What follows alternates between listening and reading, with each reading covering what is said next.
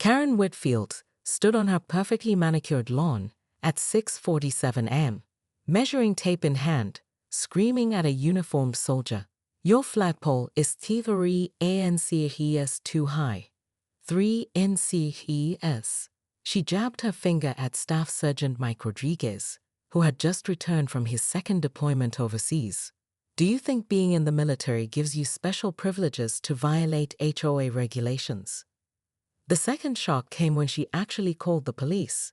Yes, 911. I need officers immediately.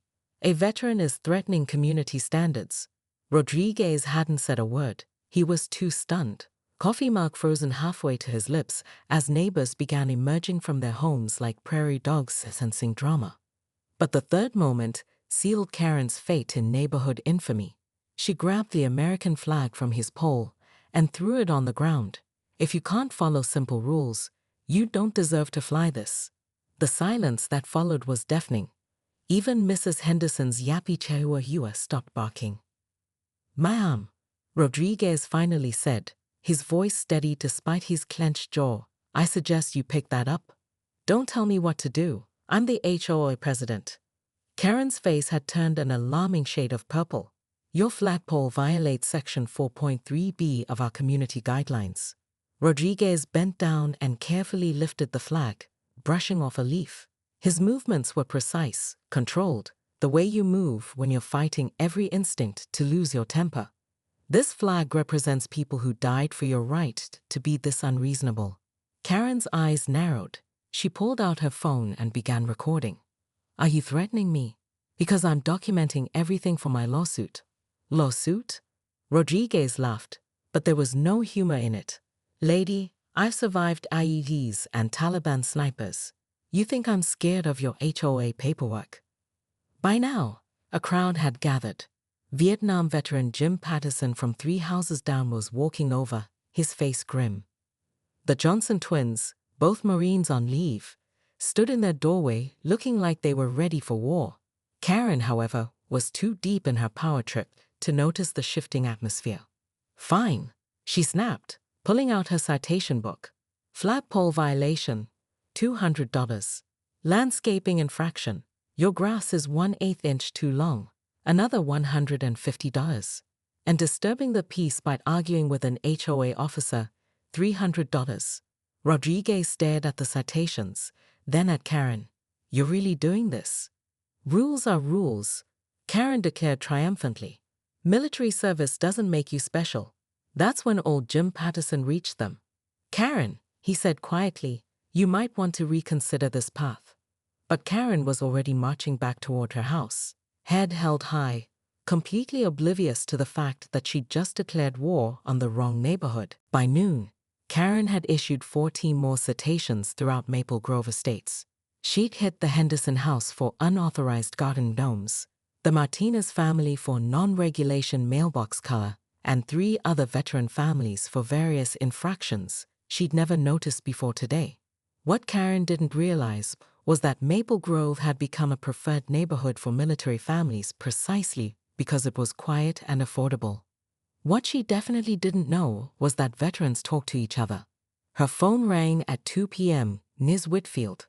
"This is Channel 7 News. We've received some interesting video footage about HOA disputes involving military families." Karen's blood ran cold. "What footage?" "Someone recorded you throwing an American flag on the ground this morning. The video's gone viral. We'd like your comment." Karen hung up and immediately called her HOA board members. The first 3 calls went straight to voicemail. The 4th was answered by Dolores Chen, the treasurer. "Dolores, thank God. Have you seen?" "Karen, I resigned from the board effective immediately."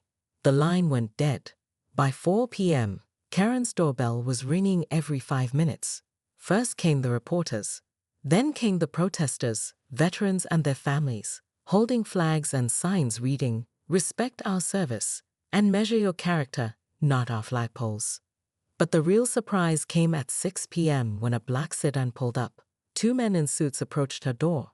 "Ms. Whitfield, we're from the VA Office of Community Relations. We understand there's been some tension regarding veterans' housing rights. Karen's mouth went dry. Housing rights. Several families have filed complaints about targeted harassment based on their military status. That's a federal matter. Through her window, Karen watched as Rodriguez calmly mowed his lawn, the American flag now flying at exactly the same height as every other flag in the neighborhood. The measuring tape she'd dropped that morning lay forgotten in her flower bed. Her phone buzzed with a text from an unknown number. Emergency AOA board meeting called. Vote of no confidence scheduled for tomorrow. Thought you should know. A friend. Karen peeked through her blinds again. More neighbors had joined the quiet gathering across the street. They weren't protesting anymore, just standing together, flags in hand, watching her house with the patient intensity of people who knew how to wait. The worst part wasn't the reporters or the federal investigation or even the board meeting. It was the growing realization that she'd spent all day measuring flagpoles and missing the bigger picture entirely. Her phone rang again. This time, she didn't answer.